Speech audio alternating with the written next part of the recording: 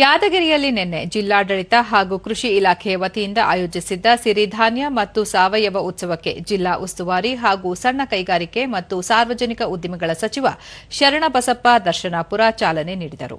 ಈ ಸಂದರ್ಭದಲ್ಲಿ ಶಾಸಕ ಚನ್ನಾರೆಡ್ಡಿ ಪಾಟೀಲ್ ತನ್ನೂರ್, ನಗರಸಭೆ ಅಧ್ಯಕ್ಷರಾದ ಲಲಿತಾ ಅನಪೂರ್, ಜಿಲ್ಲಾಧಿಕಾರಿ ಡಾ ಬಿ ಸುಶೀಲಾ ಸೇರಿದಂತೆ ಹಿರಿಯ ಅಧಿಕಾರಿಗಳು, ಕೃಷಿ ತಜ್ಞರು ಉಪಸ್ಥಿತರಿದ್ದರು.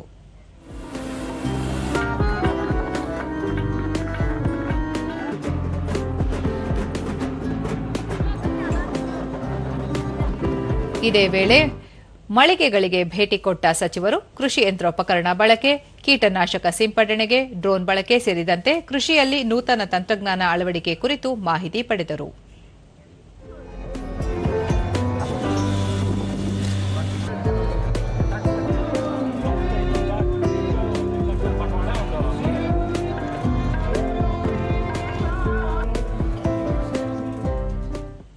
ನಂತರ ಶರಣಬಸಪ್ಪ ದರ್ಶನಾಪುರ, ರಾಸಾಯನಿಕಗಳ ಬಳಕೆಯಿಂದ ಕೃಷಿ ಉತ್ಪನ್ನಗಳು ವಿಷಯುಕ್ತವಾಗುತ್ತಿದೆ.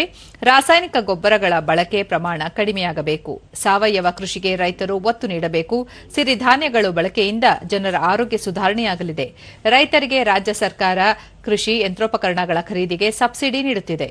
ಅತ್ಯಾಧುನಿಕ ತಂತ್ರಜ್ಞಾನ ಬಳಕೆಗೂ ಆರ್ಥಿಕ ನೆರವು ನೀಡುತ್ತಿದ್ದು, ರೈತಾಪಿ ವರ್ಗ ಇದನ್ನು ಸದುಪಯೋಗಪಡಿಸಿಕೊಳ್ಳಬೇಕು ಎಂದರು. 2 ಎಕರೆ ಇವತ್ತು ಅವರು ಬೆಳಿತಕ್ಕಂಥದ್ದು ನೀವು ನೋಡ್ಬೋದು. ಹಣ್ಣು ಇರ್ಬೋದು, ಹಂಪಲ ಇರ್ಬೋದು, ಕಾಯಿಪಲ್ಯ ಇರ್ಬೋದು, ಇವತ್ತು ಬೆಳೆಗಳೇ ಇರ್ಬೋದು. ಇವೆಲ್ಲ ಕೂಡ ನಾವು ನೋಡ್ಬೇಕಾಗುತ್ತೆ. ಯಾಕಂದ್ರೆ ಯಾವುದೇ ಒಂದು ಬೆಳೆಗೆ ನಾವು ಔಷಧಿ ಹೊಡಿಬೇಕಾದ್ರೆ ಒಂದು ಮಿತಿಲಿಂದ ಹೊಡೆದಾಗ ಮಾತ್ರ ನಮಗೆ ಒಳ್ಳೆ ಬೆಳೆಗಳು ಸಿಗ್ಲಕ್ಕೆ ಸಾಧ್ಯ ಆಗುತ್ತೆ. ನಮ್ಗೆ ಅದು ಯಾವ ಕೂಡ ತಗೋಲ್ಲ, ಏನು ಸಿಗ್ತದ ನಾವೇನು ಹಂಗೆ ಹೊಡ್ಕೊಂತ ಹೋಗಿಬಿಡ್ತೀವಿ. ಕ್ವಾಂಟಿಟಿ ನೋಡಲ್ಲ, ಎಷ್ಟು ಎಕರೆಗೆ ಎಷ್ಟು ಹೊಡಿಬೇಕು, ಎಷ್ಟು ಹಾಕ್ಬೇಕು, ಎಷ್ಟು ಮಿಶ್ರಿತ ಮಾಡಬೇಕು. ಇವೆಲ್ಲ ಕೂಡ ನಮ್ಮ ರೈತರಿಗೆ ಇವೆಲ್ಲ ಕೂಡ ಮಾಹಿತಿ ಅಗತ್ಯ ಇದೆ. ಅದಕ್ಕಾಗಿ ಸಾಕಷ್ಟು ಇವತ್ತು ಯಂತ್ರಗಳನ್ನ ಇವತ್ತು FPO ಮುಖಾಂತರ ಇವತ್ತು ಅವ್ರಿಗೆ ಫ್ರೀಯಾಗಿ ಇವತ್ತು ದ್ರೋಣ್ ಮುಖಾಂತರ ಇವತ್ತು ಸುಮಾರು 3-4 ದ್ರೋಣ್ಗಳು ಬಂದಾವ. FPO ಮುಖಾಂತರ ಇವತ್ತು ನಿಮ್ಗೆ ಅದು ಕೂಡ ಉಪಯೋಗ ಆಗ್ತಕ್ಕಂಥದ್ದು. ಇವತ್ತು ಸುಮಾರು ಕವಳಿ ಮಷೀನ್ ಸುಮಾರು 11 ಲಕ್ಷ ಸಬ್ಸಿಡಿ ಅದಕ್ಕೆ ಇರ್ತಕ್ಕಂಥದ್ದು. ಬೇರೆ ಬೇರೆ 1 ಲಕ್ಷ, 2 ಲಕ್ಷ, 3.5 ಲಕ್ಷವರೆಗೆ ಸಬ್ಸಿಡಿ ಇರ್ತಕ್ಕಂಥದ್ದು. ಇವೆಲ್ಲ ಕೂಡ ಸರ್ಕಾರ ತನ್ನದೇ ಆದಂತ ಹಣಕಾಸಿನ ಇತಿಮಿತಿಯಲ್ಲಿ ಇವತ್ತು ರೈತರಿಗೆ ಒದಗಿಸ್ತಕ್ಕಂಥ ಕೆಲಸ ಮಾಡಬೇಕು. ಶಾಸಕ ಚನ್ನಾರೆಡ್ಡಿ ಪಾಟೀಲ್ ತುನ್ನೂರ್, ಸಿರಿಧಾನ್ಯಗಳನ್ನು ಬೆಳೆಯುತ್ತಿದ್ದ ಕೃಷಿ ಭೂಮಿಯನ್ನು ಈಗ ವಾಣಿಜ್ಯ ಬೆಳೆಗಳು ಆವರಿಸಿಕೊಂಡಿವೆ. ಆದರೆ ಸಿರಿಧಾನ್ಯಗಳ ಸೇವನೆಯಿಂದ ಉತ್ತಮ ಆರೋಗ್ಯವನ್ನು ಕಾಪಾಡಿಕೊಳ್ಳಬಹುದಾಗಿದೆ ಎಂದು ಹೇಳಿದರು.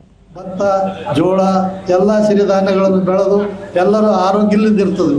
ಆದರೆ ಈಗ ಕಮರ್ಷಿಯಲ್ ಕ್ರಾಪ್ ಅಂತೇಳಿ ಕವಳಿ, ಹತ್ತಿ ಇದೆಲ್ಲ ಹಿಂದೆ ಬೆನ್ನ ಹತ್ತಿ ರೈತರು ಅದೇ ಬಿತ್ತೋದ್ರಿಂದ ಸಿರಿಧಾನ್ಯ ಬೆಳೆಯೋದು ಕಡಿಮೆ ಆಗಿರ್ತದೆ.